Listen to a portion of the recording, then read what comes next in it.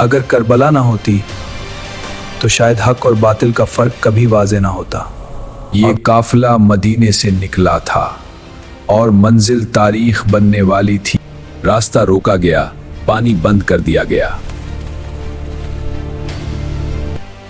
खीमों में प्यास की सदाएं गूंज रही थीं। हजरत इमाम हुसैन ने कहा, मैं जुल्म के आगे झुकने नहीं आया। आशूर की सुबह फैसला होने वाला था। हजरत इमाम हुसैन ने कहा, मौत से नहीं डरता, बातिल से डरता हूं। बातिल की तादाद ज्यादा थी मगर हक का सरदार तन्हा भी काफी था।